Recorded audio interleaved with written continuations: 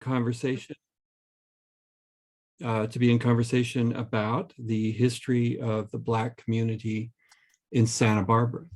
So that should be interesting. And what else do I have? Very quickly, this is going to be a different messy conversation than we usually have, very interactive. I'm going to hand it over to Rosa Neza in just a moment.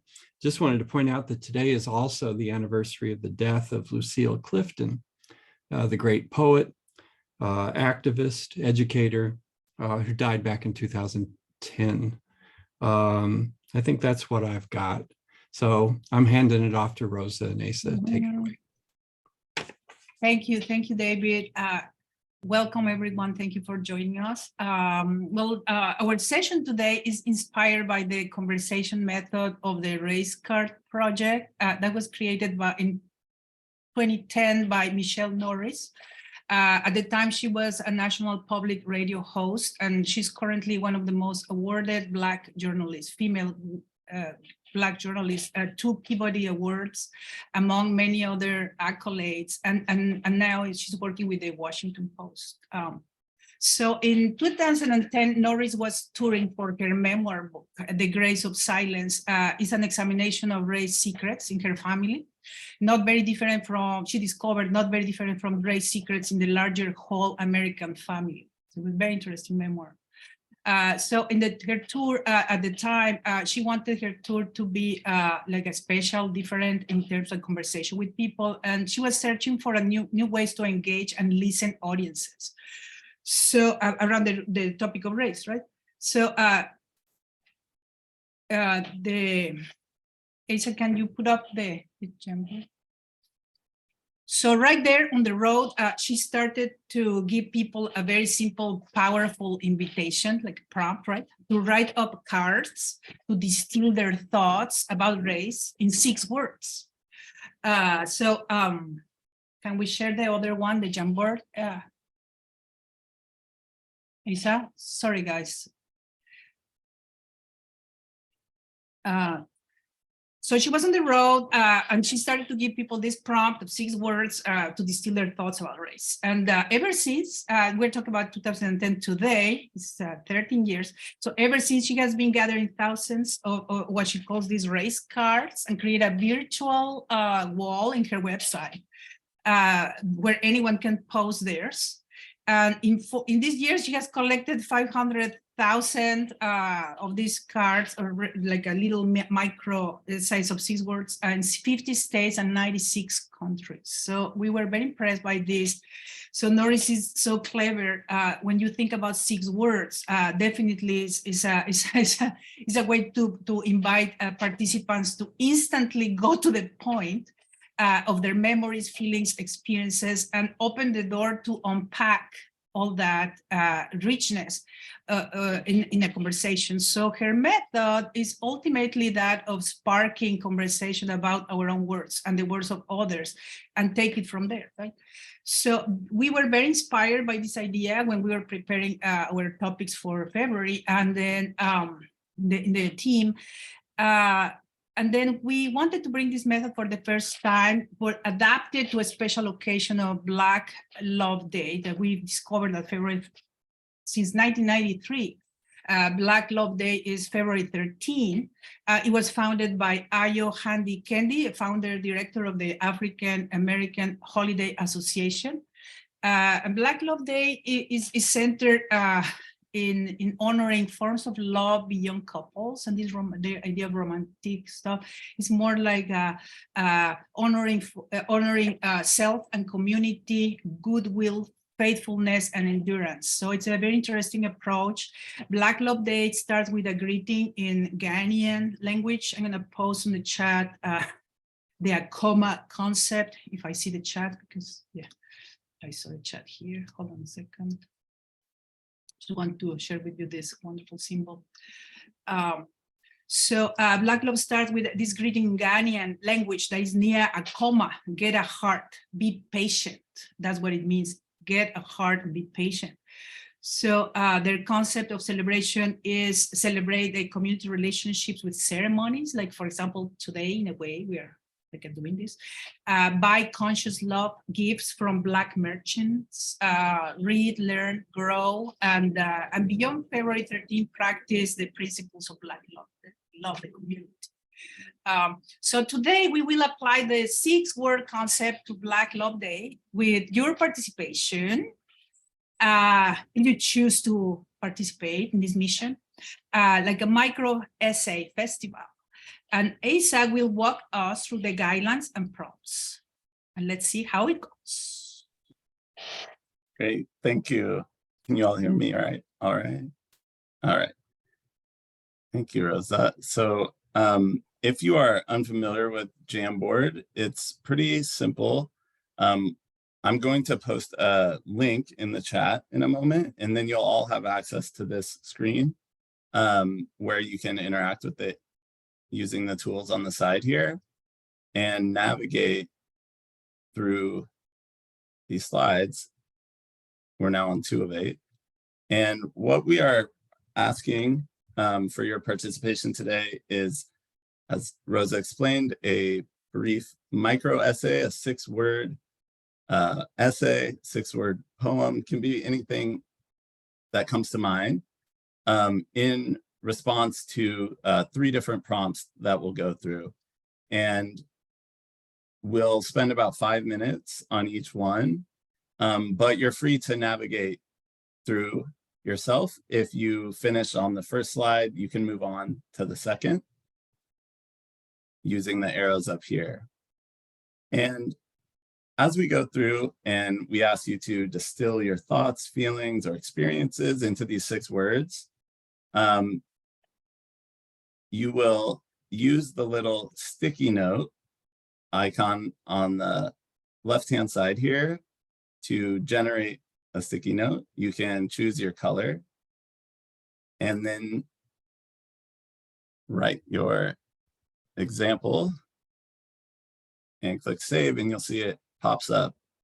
And we will all be able to see this shared screen here and read the sticky notes as they come up on our Jamboard. I'm gonna delete this one. And if anyone has questions or does not feel up to using the Jamboard platform, you can also feel free to write your responses to the prompt in the chat, and we'll add them there ourselves as we go through. We'll also maybe play a little soundtrack as we go, but please feel free to unmute and ask questions, or if you're having trouble, you can post that in the chat. And after we go through these 5 minutes on each prompt, we'll come back together and have a larger discussion about what we see, what we wrote, and how we feel about this project. So with no further ado, I'll go ahead and post the link to the Jamboard in the chat, and you should all be able to open it, and you'll see examples. Our first prompt here is on the 3rd slide, so 3 of 8. And we've asked you to respond to the prompt of belongingness. So in relation to race, belongingness, a 6-word example. So we have always searching and seeking, never found. I am made of many intersections. These are the, and why asking if top down dominates. These are our example essays. So I will stop talking and let you get to it. And I will stop sharing as well, because we should all be able to access here. And then we'll come back together. And we have 5 minutes. Yes, 5 minutes on belonging.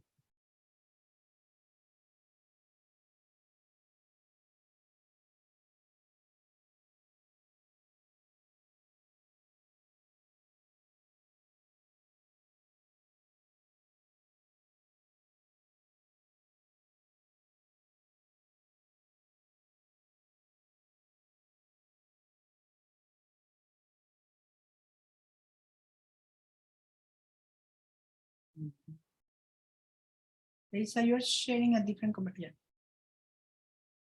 All right, I meant to just share my sound. With advanced new trick we learned. Thank you, Sarah Beth.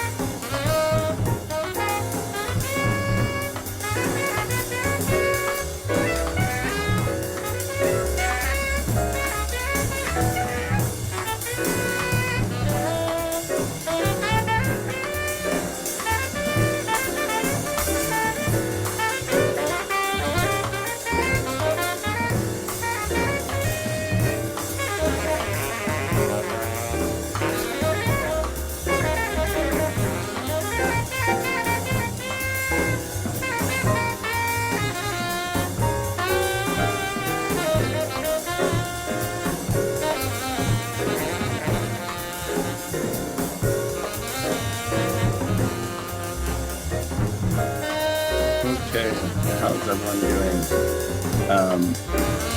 We can move on now to the second prompt. You can take your time and revisit this one if you like. I also wanted to just check in and see if anyone was having trouble. Sherry and having trouble joining. Were you able to get onto the slides? It's hard to hear with the music. Yeah, thank you. Okay.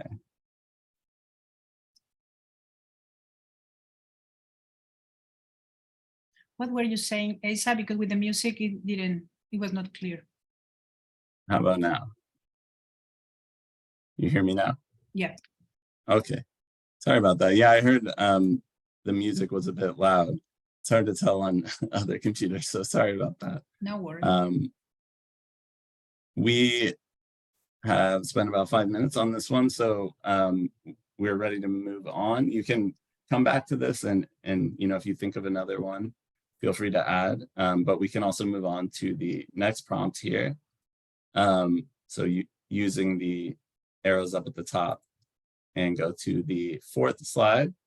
And the prompt we're asking you to respond to here is heart and race.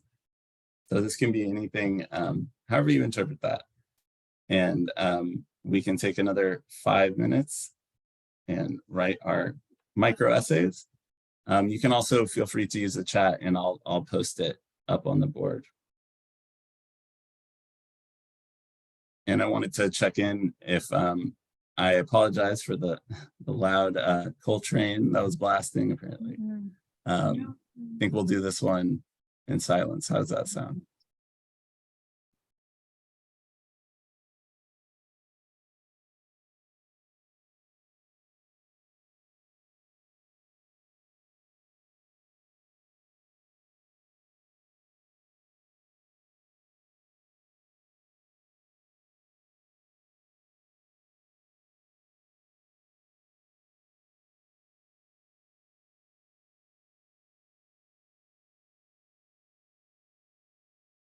So we're in the prompt heart and race, right? Slide number 4. Yes, we're on fourth slide.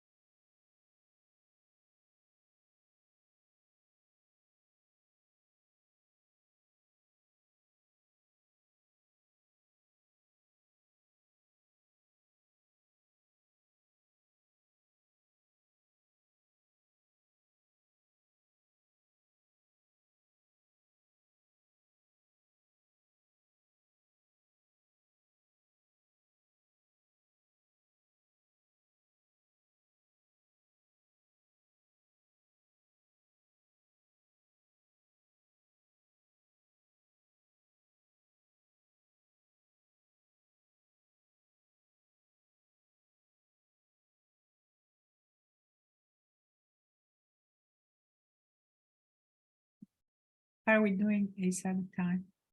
Yeah, I think we are ready Okay. to move on Yeah. to the last prompt. And this is really great. I'm loving reading all of these, but It's I know amazing. we'll come We- back to it. So I Yes, don't want to get yes. sucked in yet, but Yes.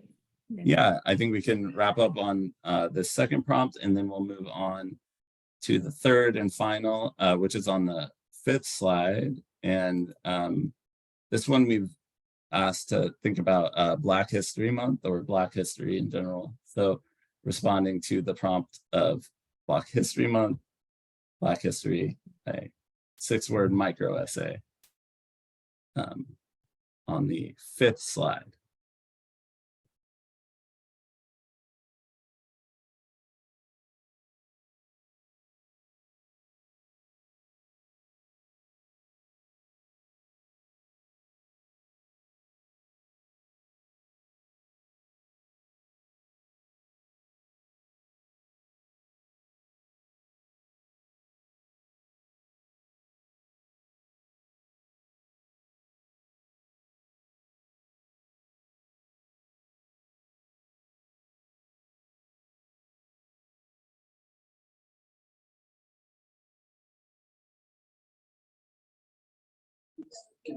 Asa, could you repeat the prompt, please? I'm sorry, I didn't hear it. Yes, thanks, Clarence. The prompt for this one is Black History Month. The prompt is Black History Month. Yes.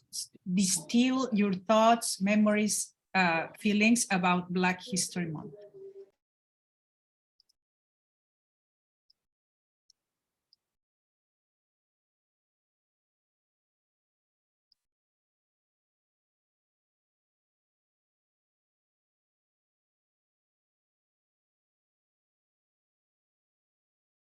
Lisa, are we sharing the screen of the Jamboard? I am not. I can if you'd like. Maybe yes.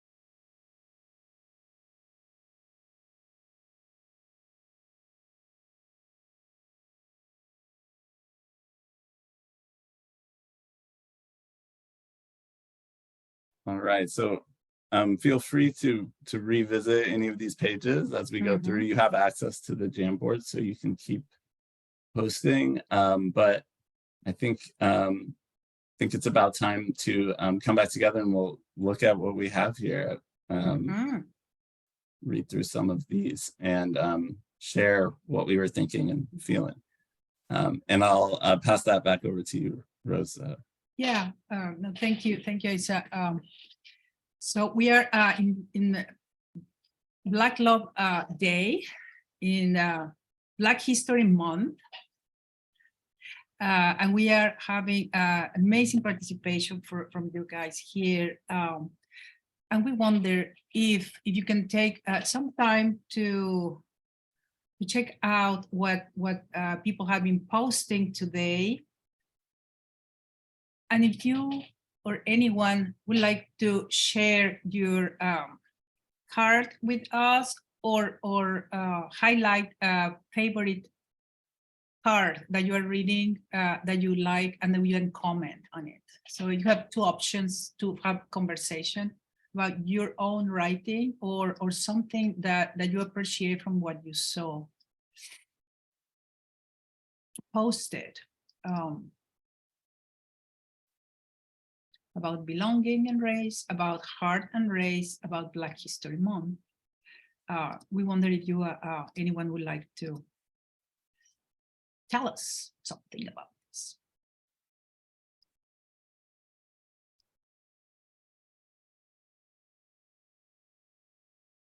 Yes, Gretchen? I really liked the one about the bigger tables, and I wondered if whoever wrote that would say more where that was coming from for them. That's me. I'm Kat, Hi, Kat. University Director of Writing Support. Anything with belongingness, we build. And we build to be inclusive or exclusive. And we decide what size table we have. One of the reasons that I started working at Antioch is because there was the possibility of building different tables that go between buildings, tables that have space for everybody, tables that have access for everybody. And we have the ability to do that. It's a really slow process, but we're the ones that have created this world and the way that we operate. So we can tear it down and rebuild it.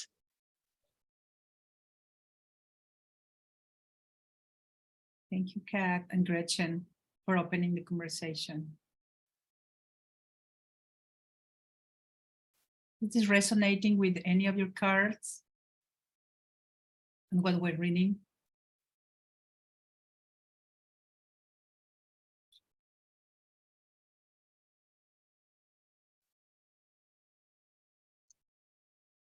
Mihi says that the AP Black History Month, suck it FL, comment made me LOL. Okay. Why Mihi?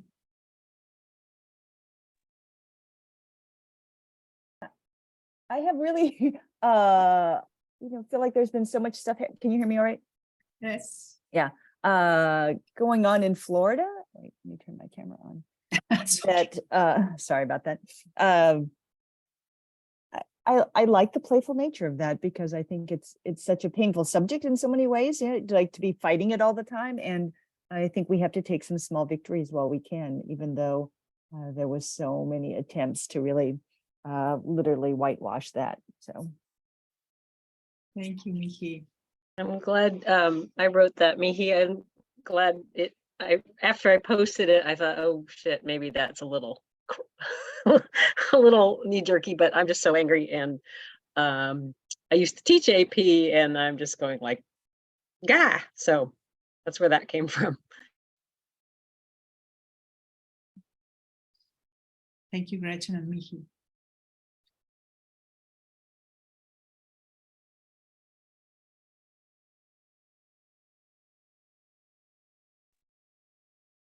I liked the one that says, why should it be shortest month?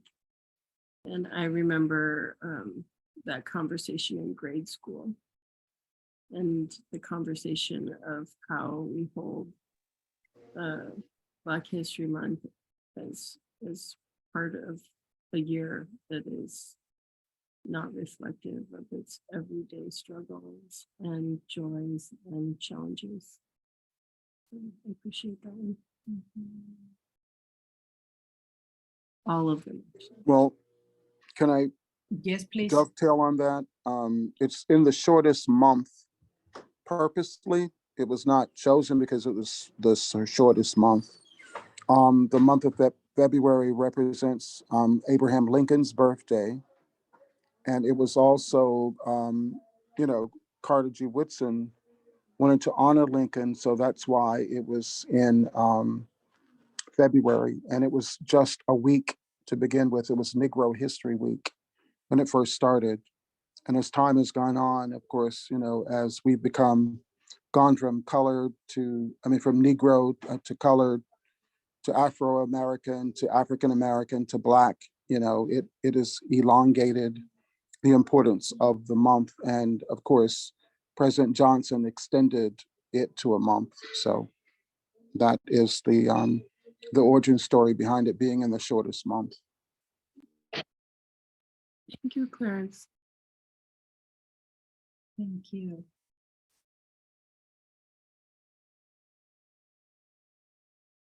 And if I may comment on that, is by being a month that is sometimes 28 days, sometimes 29 days, it makes it interesting in itself too. Like you can interpret it, yes, short, but it's rich in a sense that it's especially something different than others. So thank you, Clarence.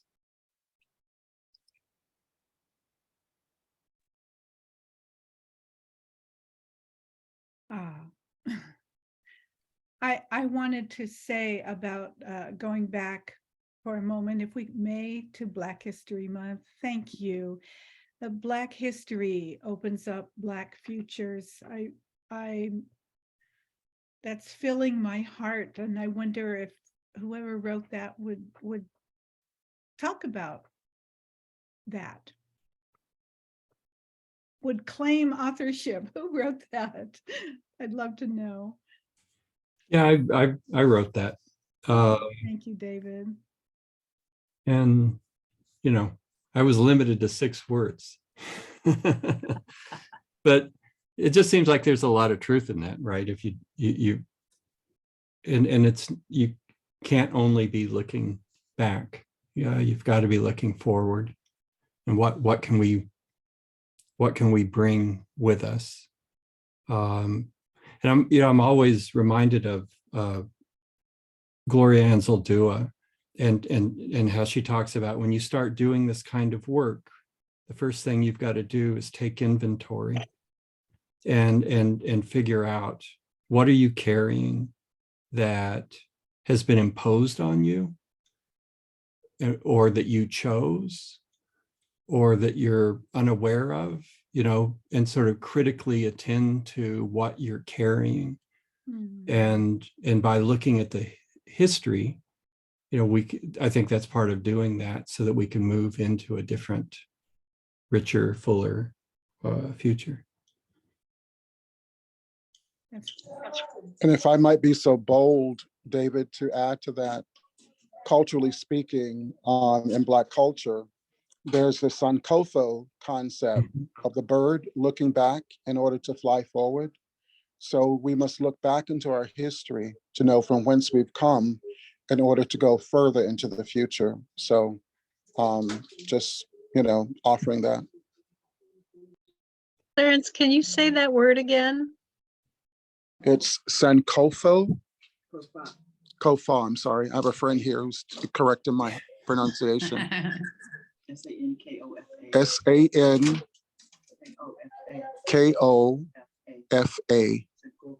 Sankofa. Kofa. Good to have a friend. Yeah, I know when you're tongue-tied sitting in a hospital.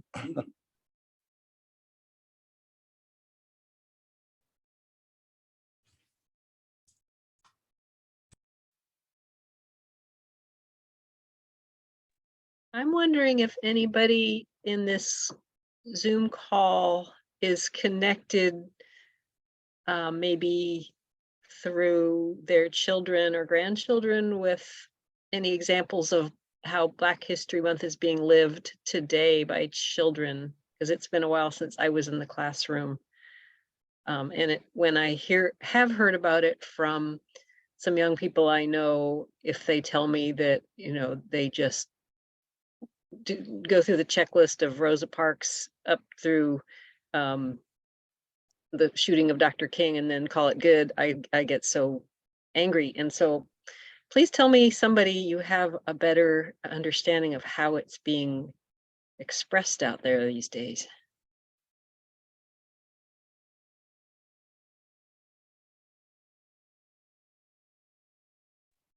I'll share my daughter. She is sitting right next to me. She's 12, and she said her experience, asked her if she wanted to share her experience, and she said it's the same thing that you said. She's been complaining all month about every single year having to talk about the same people during Black History Month and feeling like there's not a lot of opportunity to learn about other people that names aren't as obvious to us. Oh, thank you so much for sharing, even though that's so hard to hear. Gretchen, thank you for bringing that up, and thank you, Danielle, for sharing the example of your daughter. And Gretchen, could you elaborate a little bit more about what is bothering about this scope of what you described? What is most bothering? Well, the history of the civil rights movement to me is just history. It's not Black history. And so what Black History Month should be is an opportunity to go into those deeper, harder questions, and to see that opportunity still missed.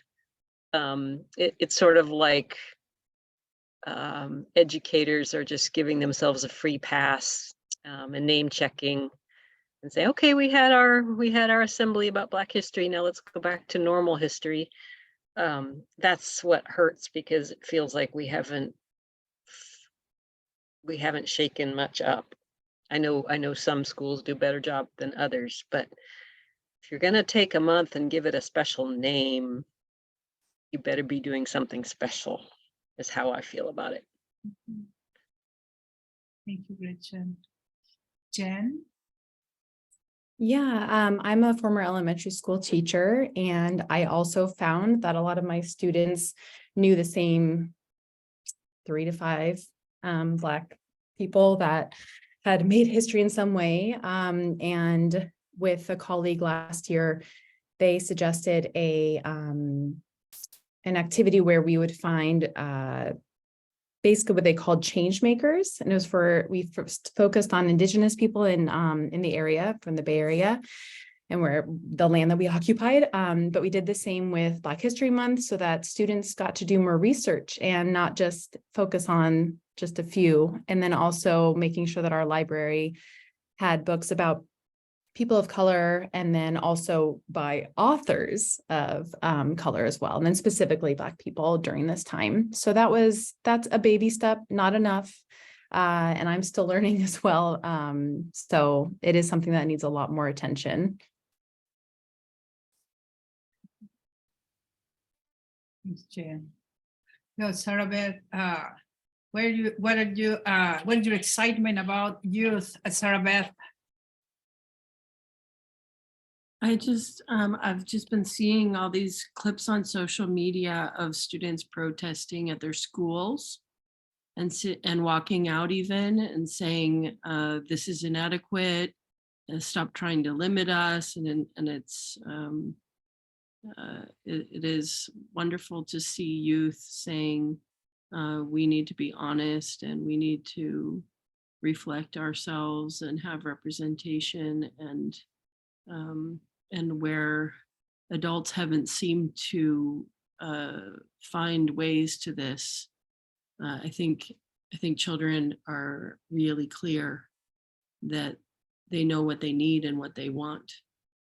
And I'm grateful for that messaging that kind of reminds us and calls us to action.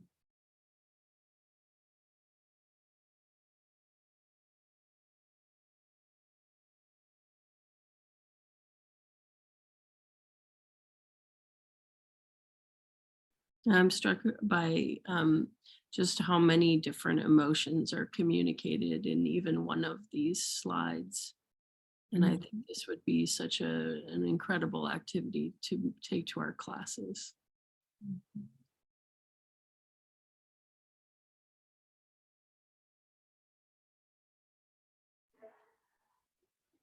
on the school tip, I'd like to offer, not about elementary school, but on Friday, I got to watch my favorite aunt's funeral from Washington, D.C. And the minister was talking about how his son, who goes to a private school with very few Black and brown students, and they were dealing with Black history essays that were being assigned, and the luminary they wanted the children to engage with was Kanye West. So as he talked in his eulogy about my aunt who helped Dr. King organize the March on Washington, he said next week, his son is going back to school, not with an essay on Kanye West, but about Geraldine Boykin, who was indeed a Black history figure. So, you know, it's for schools to promote who they think our luminaries and our heroes and sheroes are, especially in charter schools and private schools. It's really kind of discouraging, I think. Lawrence, thank you so much. You are connecting the Black History Month one end with the belonging in another, and the idea of who determines what belonging is. So it's very rich. Thank you for that. Kat? Yeah, the comment that really resonated with me, particularly on this page, is Black History Month is so cold.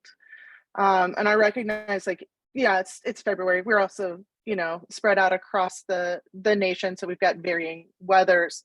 But to me, this really kind of made me think back to when I was teaching high school, when I was taking courses on multicultural literature before we really talked about how to make a syllabus truly inclusive. And to me, the process that public schools followed around celebrating Black History Month was cold. And I think that, like, I'm connecting that kind of to like the celebration of resilience, community, and love. That's what I see missing, or I saw missing, even in my own classroom at the schools where I was teaching, is that warmth that goes along with celebrating resilience and creating community and fostering love. But I do think that, you know, one of the things that we have to recognize is that it was cold hearts and greed and just awful humans that made it so that resilience was necessary for survival, right? I would love to see our students, and especially young students, not having to cultivate as much resilience as they do.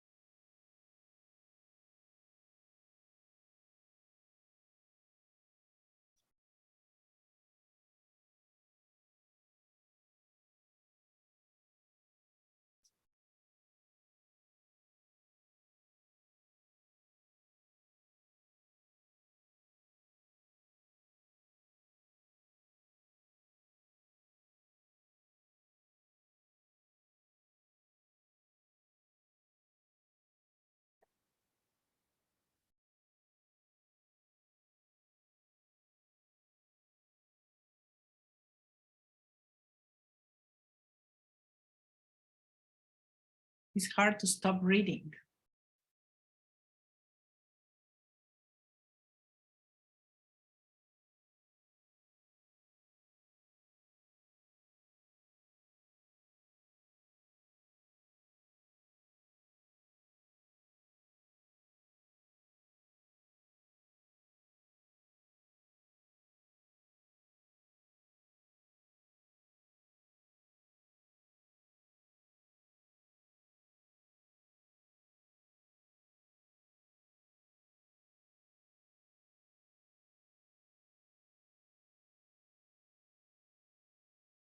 What about this one, guys? Heart care may vary with race.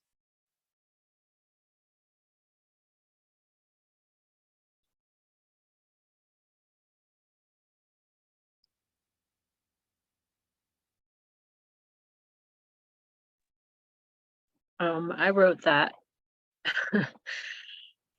I was thinking about, it's, to me, very depressing and shocking article in the New York Times about maternal deaths, broken down by race. They said even the wealthiest Black women die in childbirth at a higher rate than the poorest white ones, and infants and mothers. And I think that picture there immediately brought me to the medical part of heart, and that's what I was thinking about, is like how it's because of environment, because of genes, because of intergenerational trauma, and so many, and environmental racism, that it's just so unhealthy to be non-white in this world. And can I offer that Messy Conversation is so proud to have enjoyed that discussion with Linda Villarosa and her book, Under the Skin. We've had several conversations about that very subject and about the very statistics with Black and brown women around that very subject. So thank you for bringing that up.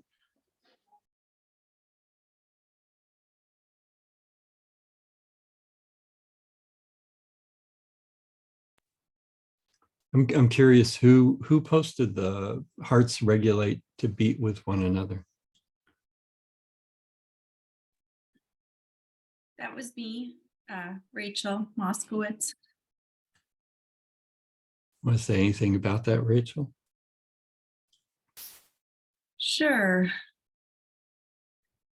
So I'm a somatic trauma therapist, and one of the things that guides the work that I do is the knowledge that our central nervous systems are, have this biological platform for connection. We aren't designed, from a biological perspective, to exist in isolation. We aren't designed to be individuals. We are designed to be connected, and we only can thrive in connection with other. And there's all sorts of science and research that backs up the fact that when I'm sitting with you, that we regulate to each other. My heart regulates to yours and your heart regulates to mine, depending on what I'm putting into the room and what you're putting into the room. And I like to think about how that happens irrespective of ability or race or gender or socioeconomic status. It just is. It's just the way that we are built.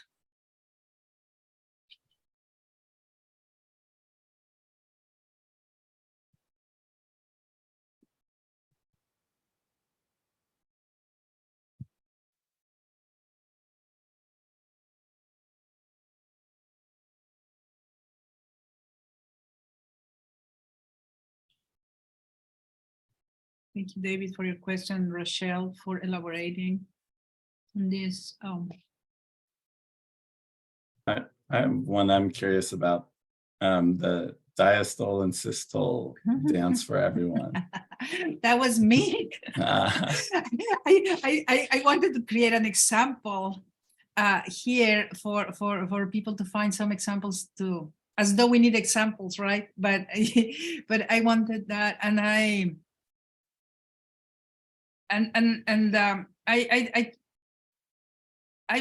think in terms of metaphors very often, probably is part of my second language adoption with English, that metaphors are for me a shortcut to find ways to channel myself or express myself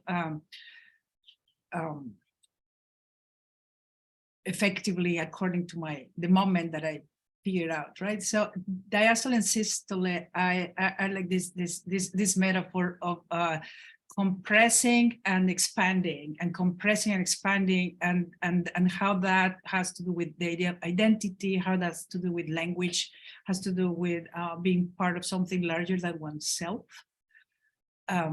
So it's, I just thought it was an interesting metaphor to bring up today. Thank you for asking me.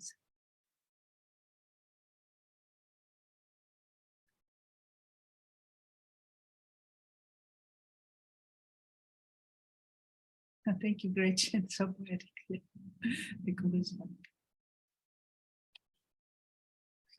Thank you, Gretchen.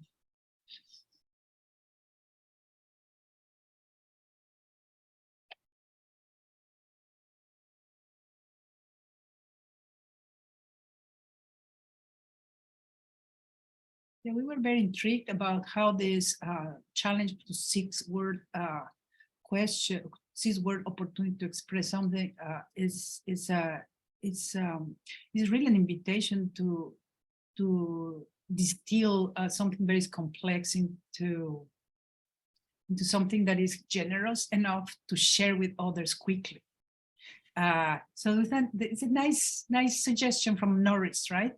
So I appreciate that Norris created this method or introduced this method, has been very successful for her own purposes. But it seems that we could work with it in our classes, or here probably more in messy conversations in the future. Let's see how it works with other topics, other prompts. Do you see any, this is, it's almost 5, but I wanted to hear from you guys, any opinion of how did you feel today, how this worked, and whether you see this apply in any of your Antioch activities. I'll jump right in to say I really appreciate the active participation. I feel like this really was, we were able to engage everyone. And so there's a little bit of like accountability. And then, yeah, I really appreciated that. Thank you, Jen. Thank you. And Mihi said goodbye. Thank you, Rosa and Asa, for designing this interactive section. It was lovely to think through this exercise and hear from so many folks. Thank you.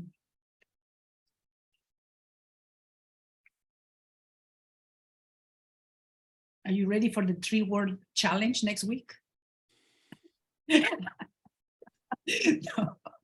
Sure, bring it on, bring it on. We're working our way towards just a 1-syllable. You just get to make a noise. Yeah.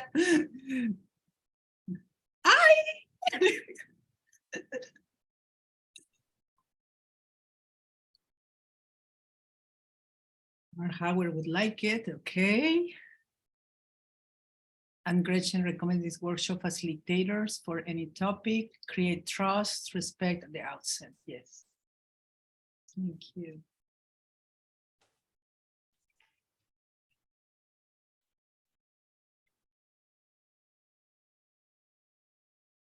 We're gonna share with you the screenshots of the slides. Even you can keep having access to the Jamboard, but we're gonna send you those later.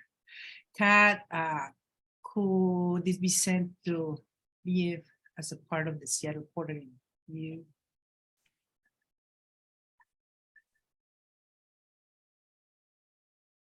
I'm not sure I understand the information that you post, Kat, but if you can explain what that is. Yeah, so Bev Stewart who's the librarian at Seattle, puts out the Quarterly View every quarter. She'll be sending out requests for content in the next few weeks to get ready for the next quarter. And one of the things that she asked for are kind of innovative, creative things that are happening. There's a lot of found poetry. There's a lot of student poetry. It would be lovely to see the tiny poems that we've created kind of forwarded to her as a visual example of the way that we are thinking about race, the way that we are thinking about our space, our hearts, and Black History Month as a recap. Thank you so much. Yeah, that's great, Kat. I missed that in the chat. I missed it, but I love that idea, and I'll definitely send it to Bev. And thank you. I think we were already planning on kind of cleaning it up a bit and making it look nice and then sending it out to everyone. So I think that's a really great idea for how to share it with the larger community. Thank you. and I must say, to add to the opportunity to use this method is really a joy to work in partnership with others, like Asa and I, creating this idea based on interactions that we had with the other team of the music. So it's just this kind of it becomes really a wonderful way to co-create as a team and as a pair of colleagues as well. So it's just like highly recommended. Andrea Tate, thank you. I use this 6-word essay exercise in my classes. Students loved it. Have to run to another meeting. Mihi's leaving as well. And thank us. Andrea, thank you. Andrea Richards, great moment to reflect, share thoughts within a healthy frame. Thank you, Andrea. Christine Ford supports CAT idea. And Mark, like the work today. Thank you, Mark. Jean, thanks everyone. Looking forward to the next one. Thank you all. Keep recommending people to visit us more frequently so that we keep inventing ways to be together. And just a reminder, off next week, and then we'll have our final messy conversation on the history of Black community in Santa Barbara. Thank you.